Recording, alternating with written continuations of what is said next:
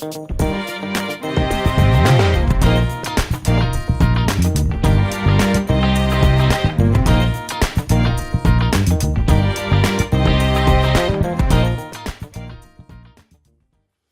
everybody, my name is Sharon Quinn. I'm also known as the original Runway Diva, and you are watching Model Behavior. Class is officially in session.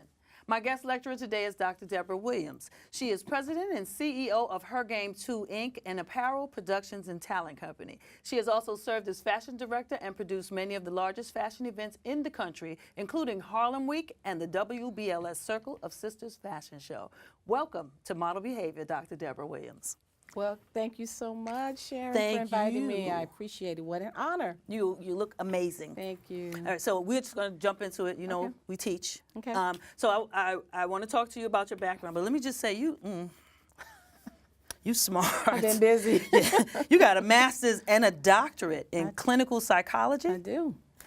I do. I'm going to ask you, how does that help you in what it is that you do with the models and all of the work that you do? I think it helps in every aspect of my life. It helps in terms of relationships, personal relationships, social relationships.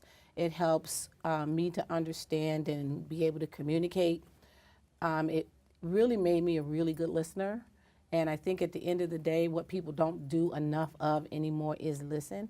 And it's amazing what you can find out when you actually are paying attention to what people are saying and you're paying attention to what people are feeling. I think it's helped with my client relationships. I feel, I don't know, I've been fashion director for Harlem Week and Circle of Sisters for 12, 13 years. People always ask, and people are always trying to unseat you in some way because they would like to take that position. But I've held firm to it for the last 13 years in all of the shows. And a lot of it has to do with that. It has to do with the relationship building, understanding how important that is, how loyalties develop when you have people that trust you, who feel that you're authentic in how you deal with them as a person. And I think all of that has helped me to develop my company and myself. That's interesting that you said people who have tried to unseat you. Always, always, always. Now, so tell me about Her Game 2. Okay. How did you start your company? What was your motivation behind starting it? Well, when I started Her Game 2, I wasn't a fashionista. I actually got involved in that as a business. I was a clinical psychologist. I'd worked at the hospital, at Methodist Hospital. Mm-hmm. I'd worked as a regional office medical consultant for Social Security and disability, and then there was fashion. I was married to Herb Williams, who played in the NBA for 18 years. I lived in Indiana, I lived in Dallas, and of course here with the New York Knicks. And I always felt that there was a void in the market where it came to women. There really wasn't enough validation of women. I would go to the games, I would always be looking for things, I would be looking for products that captured like my love of sport or female fans who I knew, and I would always come back with the same thing. A coffee mug, a keychain, a T-shirt, and a hat. And one day I just decided that, you know what, I'm gonna go and speak to Dave Checketts, because in the meantime I was finding out by working with the NBA that they had done some research on the WNBA, and they were realizing that 50% of everybody that attended these games were female, and 50% of everybody who was watching the games was female. Well, where is the product? Yeah, you're not marketing them to them. That's exactly right. So I went to Dave Checketts, who was the president of Madison Square Garden at the time, and I asked him for an opportunity. I said, I really would like to have an opportunity to do this. So he gave me a local license. What's a local license? Meaning that I didn't start with a full NBA license. He gave me a license to do product for the Knicks and the Rangers. I did that. I created some anorak jackets with coordinated hats, not orange and blue, but nice black with some silver pops to them. They sold out, and that really is where I got started. Wait a minute. So did you already know how to design and do all of that? I did not, but I know how to. I'm a quick study. I brought people around me who did know the business, and I had them help me teach it to me. So I went into some of the most horrid places in the world. And I learned about factories, and I learned about manufacturing and how it worked. And I learned about marketing and branding, and I learned about fit and modeling. And I went from knowing nothing about fashion to being at a point where I could do the full cycle. I could take it from an idea, get it put on the paper, get the samples made, get the items produced, and then we actually sold those at Macy's department store. So I got to the point where we can actually distribute to major retail. I went and got the MBA license. We did. So hats. you have full licensing?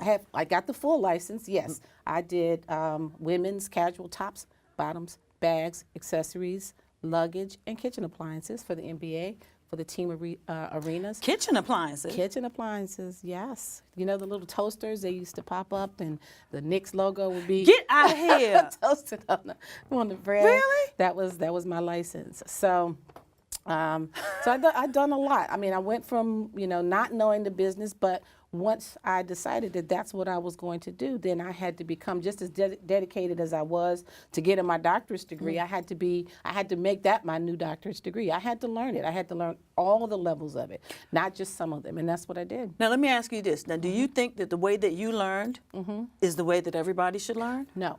Why? I think everybody has to do it, follow their own path. I mean, that's the path that I had to take, because when I first started, I had a different plan in mind. I mean, I went to school, Tougaloo College. I got my master's and my doctor's at University of Georgia. I practiced as a psychologist, but as life would have it, that wasn't the right fit for me. So I had to pivot into something that made more sense with regard to the lifestyle that I found myself in. Everybody can't do it that way. And to be quite honest, there's a steep learning curve when you do it that way. I think it would have been, if I had to start over, I probably would have gone to fashion school and followed all the steps and how to sew and how to drape and all of those things, that pattern making and all those things that you needed to know. But I pretty much got myself past that window. I did learn how to do it. I learned how to bring in the people that I needed. You don't have to know how to do everything. You have to know how to do, you have to know how those things are done, but you have to be able to as well find that critical mass of talent to fill in the holes that you have. And everybody's gonna have them. If I had gone to fashion school and I had spent my time with that, then perhaps I wouldn't have the business acumen that I had. True. So Very you true. have to, it all has to marry together. So everybody has to follow their own path. I do think it's more expensive to do it when you actually have to have people come in to freelancers to come in and do things for you. But you work with what you have, and if you're committed to it, you make it work. You make it happen. And your company is still in existence Absolutely. today, right? Absolutely. But you told me off camera that you're trying to move in a different direction. with it. Correct. Well, we've always done the fashion show production. So our company is Apparel Productions and Talent. We've always done the apparel. I really am a little bit tired of manufacturing. Manufacturing is a tough gig. Whether you're trying to be a licensee and play with the big boys, or you're trying to go to major retail, and you still have to work as though you are Donna Karan or Ralph Lauren, but you're not. You're a small company trying to make your way, and it's a difficult road. Well, let me stop you for a minute. What do you mean when you say you have to work like you're Donna Karan? Or You have to work as hard because you're able to get in, and once you get in, then you're not really treated any differently than the larger companies. So there's a large outlay of capital that's needed, and you have to roll just like they roll. So in manufacturing, it could take you 6 to 8 months to get your money back. Well, in retail, you have to deliver collections every month. So while you're waiting that 9-month window, you had to deliver January, February, March, April, May, June, July, and August in the interim. So you have to deliver every month? you have to deliver a new line every month. So a new grouping every month. So it's very capital intensive, it's very labor intensive. And the cash flow needs are very severe. And when you're a small company, it's a lot more difficult because you don't have the big reserves of cash that your big companies might have, or the big bankers that are coming in and floating your cash flow for 3, 4, 5 months while you wait for these the monies to come in from months ago. So it's a difficult thing to do, even for the large companies. They're struggling. The small companies is even worse. I mean, it's a hard road. So I'm a little bit tired of that. I'm a little bit burned out. I think we've done a great job of building a brand. A lot of people know what Her Game 2 is and who that we're associated with that.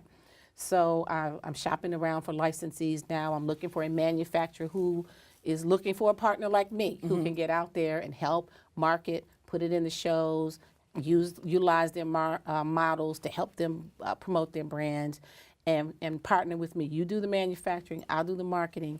We come, we get married, we live happily ever after with royalties. That's what my goal is now. Wait, okay, so break it down to me so that me, along with everybody else, is perfectly clear on what exactly licensing is. So most of the big brands are not producing that merchandise. Most of the big brands, your Sean Johns or your Baby Fats or your Fat Farms, those are licensed brands, meaning that they partner with the manufacturer.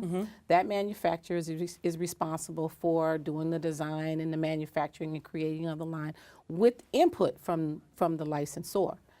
But at the end of the day, that licensee has responsibility for the line. They have to put their sales force in place. They have to get it out there. And then whenever they sell, the percentage of what they sell comes back to the licensor. And that's the royalties. That's the royalty. So when I was a licensee for the NBA, I was on the manufacturing side. So I was creating all the product, and they basically were collecting royalties because I was able to put Knicks and Nets and Dallas Mavericks or Golden State Warriors on the product, and then I pay them a percentage for the right to do that.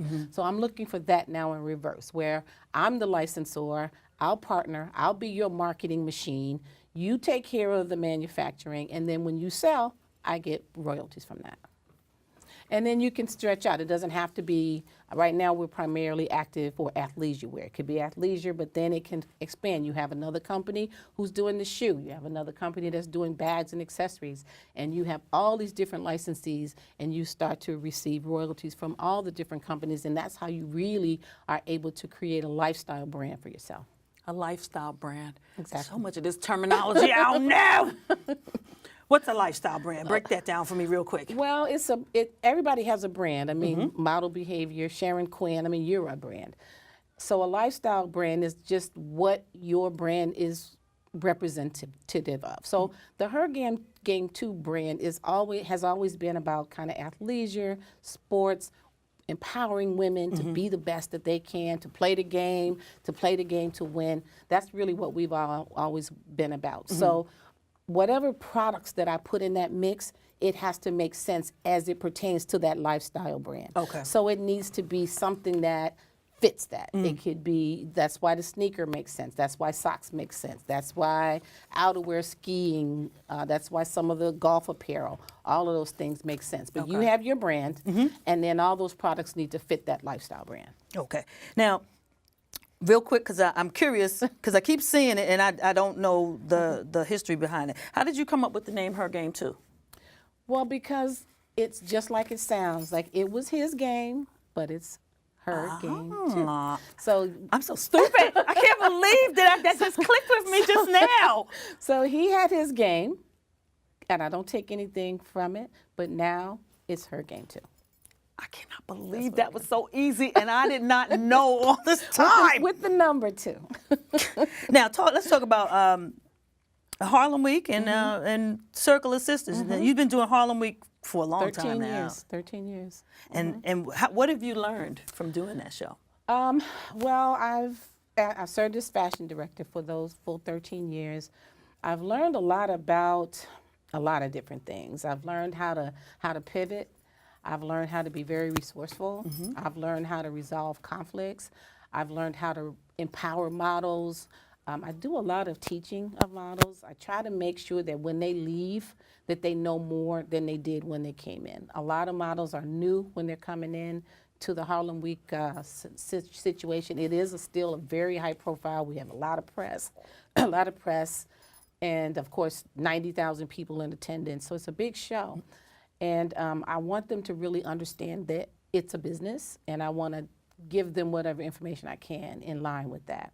Sometimes I have to be the disciplinarian. Sometimes I see models stomping around and pouting, and I have to pull them to the side, and I have to say to them, listen, you don't understand why you're here. And if you understood why you were here, then you wouldn't be pouting around, because you're wasting the time that you're here. While you're here, you have to dedicate yourself to networking, to making sure that I know that you were here, that you have introduced yourself to my team, to my staff, to the hair team, to the makeup team, to volunteers that are here. And if you found that you've left here and you've done none of that, then you essentially have wasted your time here. So I just try to make sure that I empower them with as much information as I can. I've learned a lot about just organizing events. There's probably, 300-400 people behind the scenes. And that's more than one show, right? I do 4 shows for Harlem Week. So I do their Grants Tomb outdoor show. I do their Senior Citizens Hat show. I do the Flavor, which is their more streetwear show. And then I do the children and teens. And we have over 100 children that participate in that. When is that show? I've never seen that one before. That happens on Harlem Day, which is the Sunday in August. So I think it's the 19th or so, or 20th this year. Okay. So. All right. Now, I'm sorry because my earring got hooked into my earpiece. I'm sorry, so I had to take a little time to fix that. Technical difficulty. Yeah. Now, tell me about the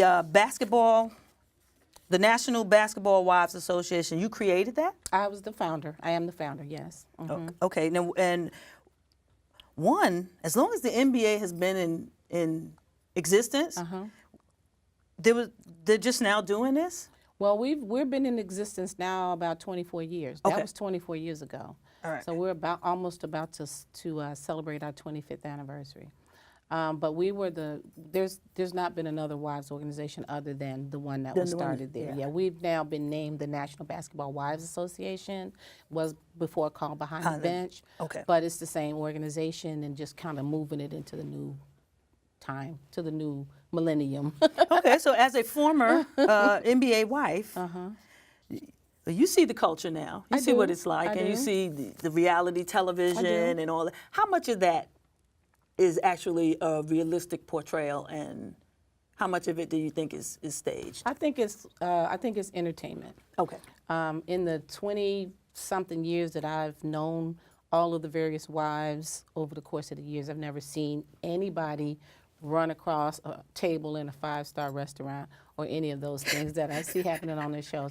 I think it's entertainment. I think that it has to be looked at as entertainment. It's not scripted, yet scripted. Yes, I get that. I know all about that. And you do have to play a bit by the rules. And if you don't, then if you notice people disappear that don't get involved in the high When you drama, say play by the rules, you got to join in the melee. Right, whatever your role is. You don't get to come back. That's right. You get to watch from home with the rest of us. So I think it's entertainment. I think if you take it as anything more than that, it's just not accurate. The wives that I know, from the top marquee players' wives all the way through, are quality women. They are holding those households down.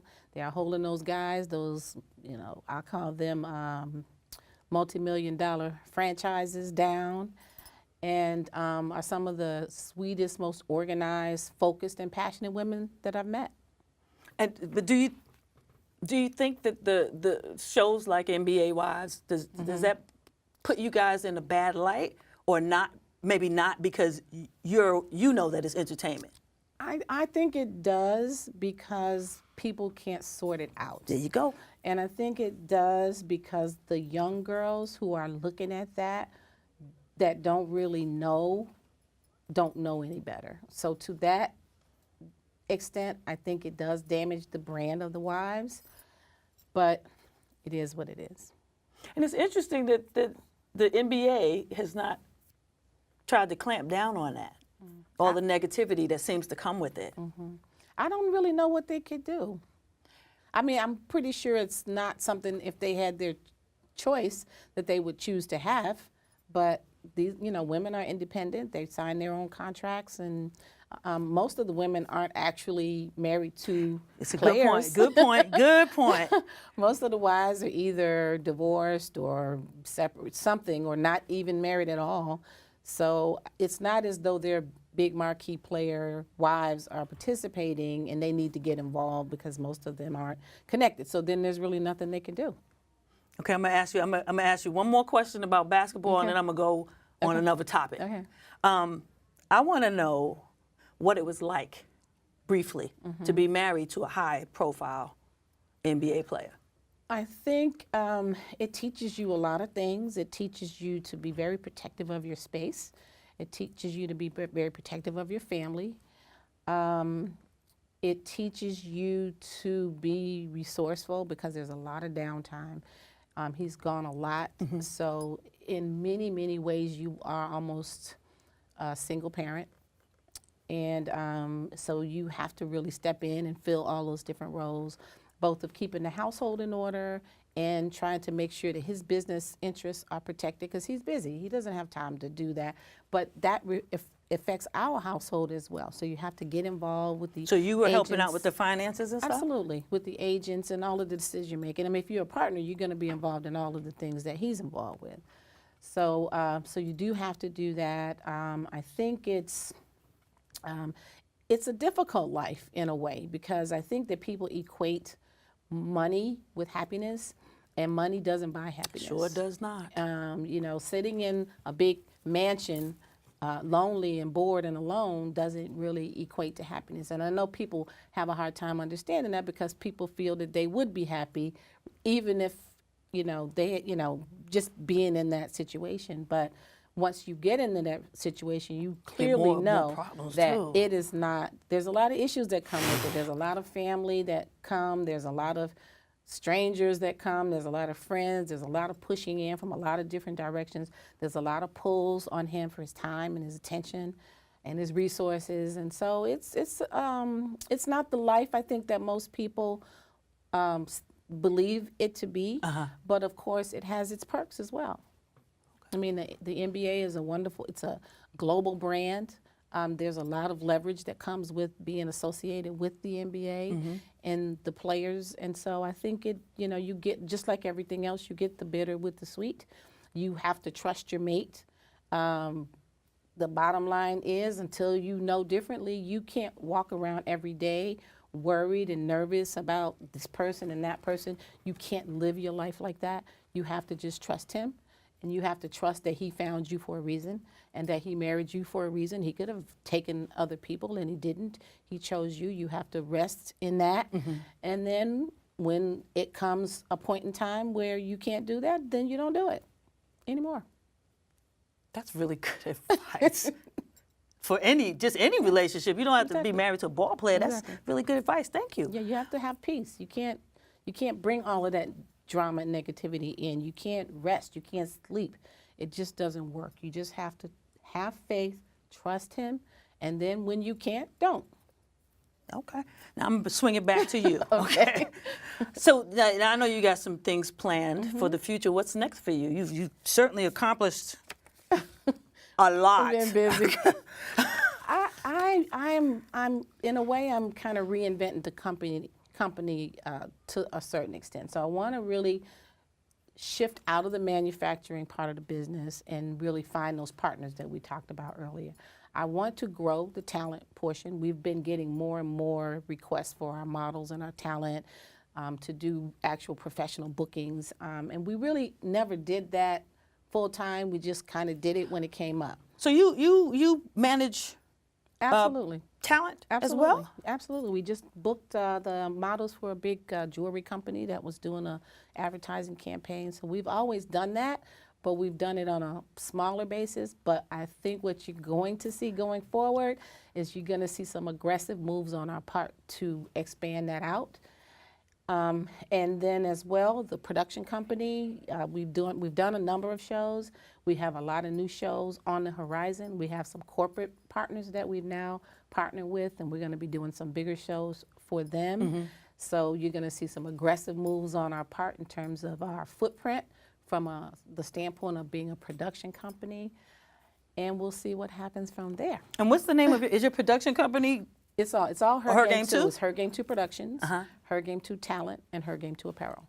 And then all under the umbrella of Her Game 2 Incorporated. Okay, so you know this is model behavior. Yes. And you done put it out there. Yes. So I'm sure that the people want to know, particularly the models, how they get in touch with you. They can email me at dwilliams at hergame2 with the number 2.com. I'm on Facebook. I'm on Instagram. I'm on Twitter. So they could find us in any of those. Because you know you ways. about to get bombarded, right? Yes. No, it's okay, because what you're going to see Harlem Week this summer is that I'm coming to get them. Is that right? I'm opening up my stable. We're going to be out. We're going to be looking for talent. We're going to be... Well, you should let me help you with that. I'm just going to put that out into the universe, because that's what I do. So that's the goal for the summer. Yeah, but you left off something. What did I Because leave? you left off one other little thing that What's you that? said before the camera started rolling. What's that? You said something about working on your book. You said you ain't started yet. Oh, I hadn't started it But yet. it's in your head. It's in my head. I have a lot of stories. I know. I bet you I do. have a lot of stories. I have a lot of stories about things that have happened at the fashion shows and behind the scenes, and I've got a lot of stories about all of the time that I spent as part of the MBA lifestyle and as a psychologist. I have a lot of stories. That's I more have than a one lot book. of stories. That's I more than got one a book. series of stories, and they're all good. And one of these days, I'm going to put that into the universe. No, you're going to start doing that tonight. You're going to go home. start Because you gave writing. me homework, so I feel the need to give you did. some homework. So you're going to take your little pad out when you get home and just write. You ain't got to put it in any sort of format. Just write whatever comes to you. I will start doing that. Because if you don't, will and I've start had doing several authors on here who have self-published and done other things, and they said the first step to doing it is writing the book. So Exactly. you got to start writing. I'm going to take that advice myself because I've been working you on my know a book lot, for too. You've been around a forever, long and time. I'm on the third draft. Oh. But do that. Exactly. You do your homework, and I'll do mine. And the next time Absolutely. you see me, I'll have an answer for you. Absolutely. All right. So you guys hear the music. We are almost out of time. I'd like to thank my guest, Dr. Deborah Williams, for joining us and sharing her industry knowledge with us today.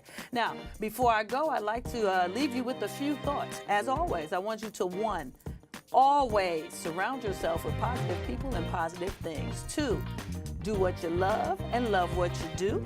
3, remember that you can't change the game until you first learn the game. And lastly, be who you are, but be who you are tastefully. Always have some class about yourself. Now don't forget to like us on Facebook and follow us on Instagram, Twitter, and Pinterest.